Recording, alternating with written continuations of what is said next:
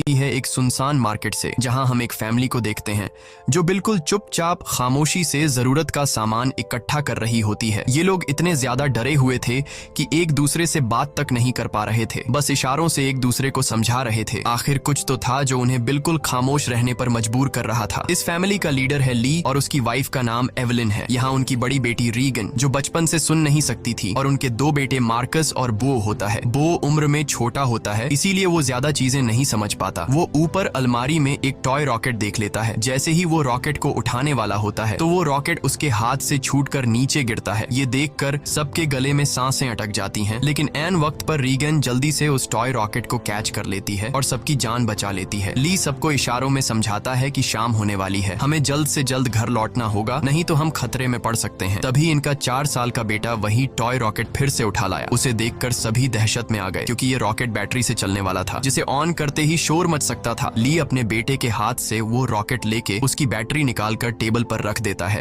इसके बाद वो सभी घर के लिए निकलने लगे, लेकिन बो उस रॉकेट को साथ ले जाने की बार बार जिद कर रहा था। इसलिए रीगन चुपके से इस बिना बैटरी वाले रॉकेट को उसके हाथ में थमा देती है और वो भी स्टोर से बाहर आ गई।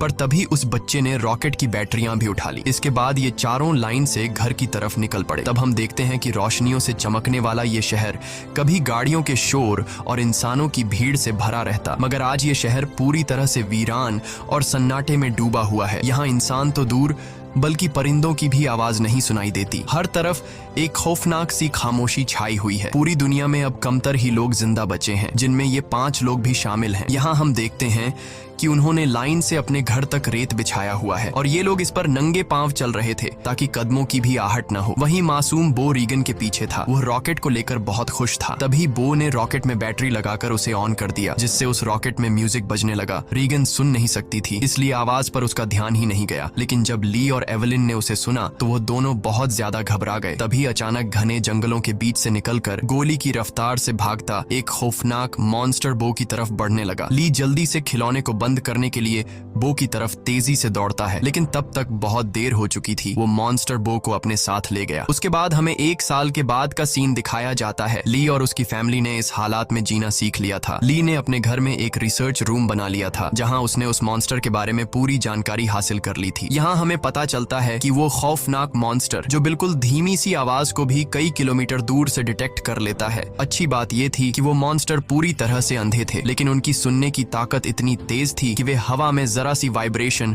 और धीमी से धीमी आवाज को भी महसूस कर सकते थे। अगर कोई इंसान जोर से सांस भी ले तो उसे भी महसूस करके ये मॉन्स्टर बिजली की रफ्तार से उसकी ओर दौड़ पड़ते थे और उस इंसान को कुछ ही सेकंड में